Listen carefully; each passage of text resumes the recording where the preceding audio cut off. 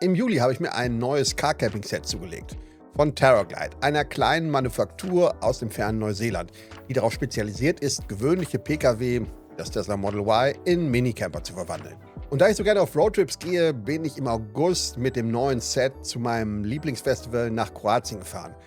Knapp eine Woche war ich dort dann unterwegs. Wer noch einmal schauen mag, welche Erfahrungen ich dabei gesammelt habe, hier oben oder auch in der Beschreibung zum Video verlinke ich noch einmal zu diesem Sommertrip. Inzwischen ist einige Zeit vergangen und ich habe viele weitere Erfahrungen mit dem Set gesammelt. Bei Ausflügen, aber auch im Alltag. Deshalb heute ein neues Video. Das Terraglide Car Camping Set im Langzeittest. Mit allen Vorzügen, aber auch allen Grenzen, die man in 5 Monaten Alltagsnutzung so ausmachen kann. Davon will ich euch heute erzählen und euch zugleich verraten, warum ich das Set nun schon wieder verkaufen will, obwohl ich es doch eigentlich ziemlich toll finde. Spoiler Alert, ich habe tatsächlich etwas Besseres gefunden. In diesem Sinne, herzlich willkommen bei Ulf Unplugged. Schön, dass ihr dabei seid. Also, heute nun ein Langzeittest des Car-Camping-Sets von Terraglide. Wobei das kein klassischer Test ist mit riesigem Excel-Sheet und tausenden Detailpunkten. Ja, gewisse Sachen kann man mit gebotenem Abstand neutral bewerten. Zum Beispiel die handwerkliche Verarbeitung. Die ist beim Set von Terraglide tatsächlich großartig. Das hatte ich ja auch schon bei meinem ersten Video angemerkt. Da wackelt nichts, alles ist sauber und sehr fein gefräst und das Holz ist äußerst stabil. Auf der Bettgestellfläche liegt man vollkommen gerade. 5 von 5 Punkten, gar keine Frage. Gleiches gilt auch fürs Handling, also die Handhabung. Das hintere Teil des Bettgestells kann man dank Gasdruckfedern sehr leicht hochklappen. Schon hat man dann Zugriff auf die Schublade. Wer mag, kann diese auch mit einem Bambustischdeckel bestellen, der sich ebenfalls einfach hochklappen und mittels einer Arretierung auch feststellen lässt. Alternativ kann man diese Platte aber auch abnehmen und vorne separat einklinken. Auch hier 5 von 5 Punkten. Fraglich ist, welche Gegenstände man an welchem Ort platziert. Es gibt etlichen Stauraum. In der Schublade, in den Seitenfächern, unter dem Bettgestell und natürlich im Fußraum sowie im Frunk und im Trunk. Alles nicht sonderlich groß. Umso mehr sollte man sich gut überlegen, wo man was platziert. Auch hier ein Spoiler Alert. Das hängt natürlich ebenfalls von den persönlichen Reise- und Ausstattungspräferenzen ab. So viel sei gesagt, ein cleveres Ordnungssystem im Carcamper ist eine Wissenschaft für sich, über die man sich wochenlang den Kopf zerbrechen kann, was ich tatsächlich auch bis zum heutigen Tag tue. Deshalb mache ich dazu in Kürze noch ein eigenes Video, sobald ich die perfekte Aufteilung tatsächlich gefunden habe. Aber kommen wir zur Alltagstauglichkeit. Selbst wenn man keinen Roadtrip unternimmt, kann das zusammengeklappte Set jederzeit an Bord bleiben. Denn es fällt gar nicht auf, dass man es mit sich führt. Egal, was man so unternimmt, ob man zum Beispiel zur Arbeit fährt, den Großeinkauf im Supermarkt erledigt oder wie hier Campingzubehör mit sich führt. Alles findet im Heck seinen Platz. Und wenn es doch mal ein wenig mehr ist, hebt man die Klappe einfach an, zieht die Schublade auf und verstaut seinen Kram im Subtrunk. Ja, es gibt auch Herausforderungen. Das war zum Beispiel unser Sommerurlaub auf Ibiza. Da sind wir ab Zürich geflogen und mussten daher mit 5 Personen, 5 Koffern plus 5 Rucksäcken zum Flughafen fahren. Das war tatsächlich eine Herausforderung und für einen Augenblick hatte ich überlegt, das Car-Camping-Set auch auszubauen. Aber mit ein wenig Hin- und Herschieben im Tetris-Style hat es dann doch geklappt. Als Frage blieb für mich, was wäre gewesen, wenn einer der Koffer doch ein wenig größer gewesen wäre. Ja, dann wäre es knapp geworden. Dann hätte ich das Set einfach doch herausnehmen müssen. Technisch ist das recht simpel, denn das gesamte System besteht aus 4 individuellen Teilen, die man leicht auseinandernehmen und zur Seite stellen kann. Das vordere und das hintere Bettgestellteil, die Schublade und die Bambus-Tischplatte. Schwer sind diese Einzelkomponenten nicht. Allerdings, und das muss man einräumen, zum Einlagern müsste ich jedes Teil einzeln quer durch die Garage, dann durch den Hof unserer Wohnanlage und schließlich durch ein weiteres Treppenhaus in unseren Keller schleppen. Und das ist so mühsam, dass man es sich genau überlegt, ob man das 4-mal auf sich nehmen mag. Glücklich ist dagegen, wer ein Eigenheim besitzt und alle Komponenten nur aus dem Wagen heben muss. Für uns gilt das leider nicht. Weiter zum nächsten Aspekt, dem Aufbau des Bettes. Das ist einfach. Zuerst beide Vordersitze nach vorne fahren, um ausreichend Platz zu schaffen. Dann, sofern noch nicht geschehen, alles hinten rausräumen. Anschließend die Rückbank umklappen und den vorderen Bereich des Lattenrosts ausziehen. Dann das Ende einrasten lassen, die Kopfverlängerung ausklappen und die Seitenleisten einrasten lassen. Etwas viel einrasten lassen. Lassen wir es einrasten lassen. Fertig. Das dauert mit etwas Übung weniger als 2 Minuten. Auch hier 5 von 5 Punkten. Dann kommt die Matratze auf den Lattenrost. Längst bekannt, wir nutzen die Expert Megamed Auto. Eine sehr komfortable Matratze, bei der man auf einem mit Luft gefüllten Kammersystem aus Schaumstoff liegt. Das System füllt sich beim Öffnen der Ventile von allein mit Luft. Wem das zu lange dauert, der kann auch eine manuelle oder eine elektrische Pumpe einsetzen, um noch mehr Luft reinzupumpen. Etwas problematisch, während das Aufpumpen der Expert-Matratze recht einfach funktioniert, ist das Ablassen der Luft und das Zusammenfalten der Matratze eine echte Strapaze.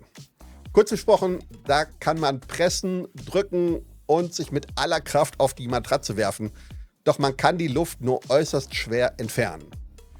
Und das ist jedes Mal äußerst frustrierend, denn die Matratze passt dann nicht in den dazugehörigen Sack und das alles ist extrem schweißtreibend. Mein Tipp, ich habe die bisherige Elektropumpe von Expert gegen ein neueres, größeres Modell von Expert ausgetauscht. Dieses kann die Luft auch entziehen. Aber das ist ein Thema, zu dem ich nochmal ein eigenes Video machen werde. Hat das alles etwas mit dem TerraGlide-System zu tun? Nein, natürlich nicht. Aber das Handling einer Matratze gehört natürlich zum Gesamterlebnis dazu und muss daher ehrlicherweise mit erwähnt werden. Der versierte Car-Camping-Freund wird nun fragen, muss man denn die Luft aus der Matratze tatsächlich rauslassen? Man könnte das Ding ja auch einfach während des gesamten Aufenthalts aufgeblasen im Wagen liegen lassen.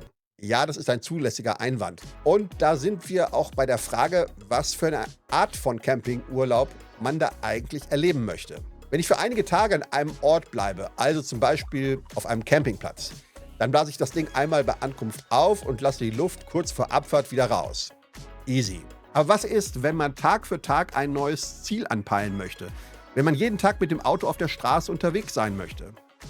Ja, auch das ist eine Art von Camping. In diesem Fall muss man so einiges beachten.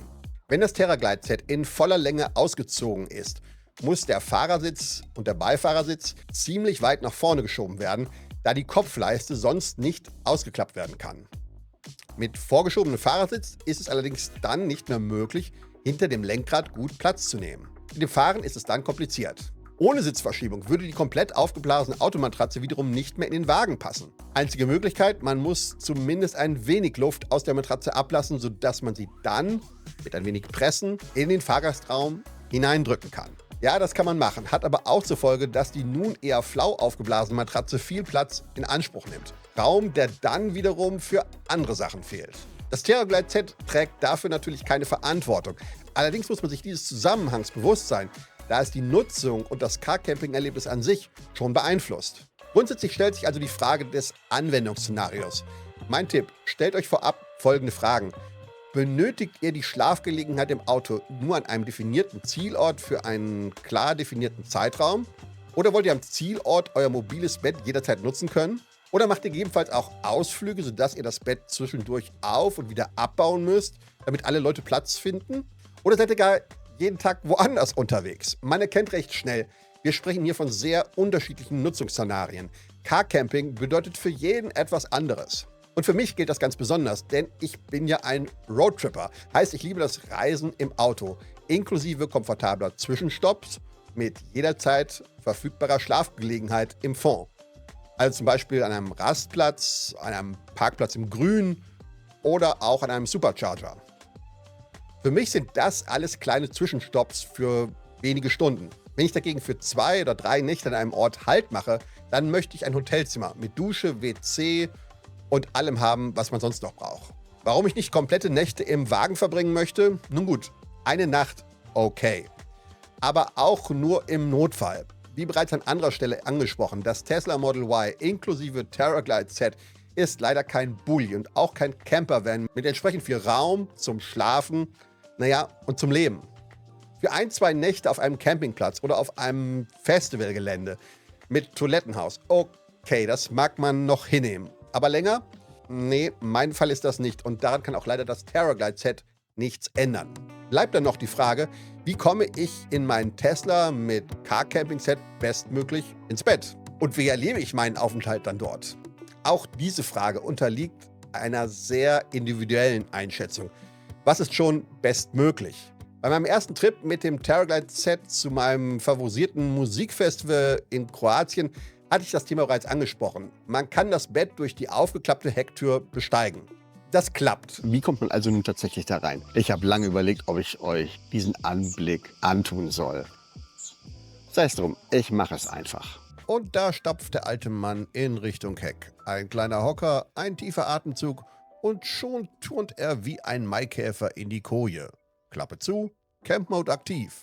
Klappe wieder auf, rausgekugelt. Na bitte, geht doch. Es ist allerdings ein wenig eng und hin und wieder auch unkomfortabel. Also zumindest für mich, ein Mann von 55 Jahren und mit ein wenig Gewicht. Halten wir also fest, wenn ich jünger und etwas beweglicher wäre, wäre das sicherlich einfacher. Dann würde ich da locker ein- und aussteigen und fertig. Aber es ist nun mal wie es ist. Ich bin halt keine 30 mehr. Ist da in meinem Terraglide-System etwas falsch oder schlecht? Nein, nicht im geringsten. Allein für mich ist das Set in dieser Form halt nicht zu jeder Zeit passend. Das gilt übrigens nicht nur fürs Ein- und Aussteigen, sondern auch fürs Liegen im Inneren an sich. Ich für meinen Teil liege gerade und sehr entspannt. Allerdings fühle ich mich dem gläsernen Dachhimmel doch etwas zu nah. Das hatte ich bereits in meinem ersten Video so festgehalten. Für 1 oder 2 Nächte oder ein Nickerchen am Nachmittag ist es okay, aber mehr muss es dann doch nicht sein. Und dieser Eindruck hat sich auch in den zurückliegenden Wochen leider nicht verändert. Kann man das dem Terraglide-System vorwerfen? Natürlich nicht. Im Rahmen der Möglichkeiten holt das Set das Bestmögliche raus. Wäre das Set für einen anderen Carcamper viel besser geeignet? Aber ja, ganz sicherlich. Wenn er denn jünger und auch ein wenig beweglicher wäre als ich. Oder auch vielleicht ein anderes Nutzungsszenario verfolgt. Was bleibt also als Ergebnis?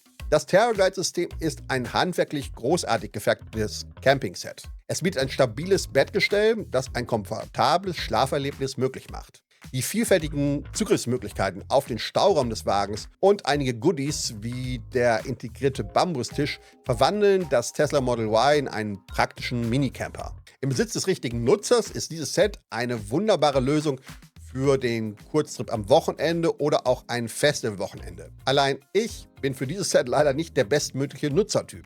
Ich brauche einfach mehr Platz nach oben und noch ein wenig mehr Bewegungsfreiheit. Ja, und was heißt das nun für mich und dieses Set? Ich könnte nun so vor mich hinschmollen und traurig beklagen, dass ich mir dafür viel Geld ein teures Set zugelegt habe, das nicht so richtig zu mir passt. Aber wie ist das so im Leben? Wenn alles nicht so richtig gut ausschaut, findet sich auf einmal dann doch eine Lösung.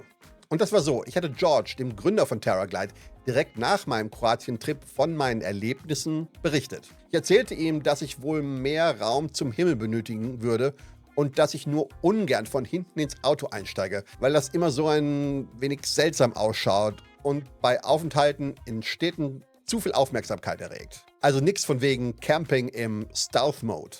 George hörte sich das sehr interessiert an und vor einigen Wochen entdeckte ich dann eine neue Profi-Variante des Car-Camping-Sets im Online-Store mit einem niedriger sitzenden Bettgestell und entsprechend niedrigeren Schubladen sowie einer 60-40-Teilung, sodass man optional auch ein Einzelbett einrichten kann und einen der hinteren Sätze nicht einklappen muss, sondern dann theoretisch als Einstieg nutzen kann. Ja, das ist schon recht perfekt. Genau das, was ich suche. Gern hätte ich auch sofort geordert. Allerdings hat das Ding einen Haken. Einfach kaufen ist nicht, denn es gibt hier ja noch Melinda, meine Frau. Wie bekannt, sie ist selbst kein Freund des Carcampings und sie findet meine Versuche in diesem Bereich allesamt recht absurd. Ich habe ihr natürlich von meiner neuesten Entdeckung berichtet und sie hat ebenso natürlich nur die Augen verdreht. Wie immer habe ich auf sie dann eingeredet, sodass wir am Ende eine Übereinkunft getroffen haben.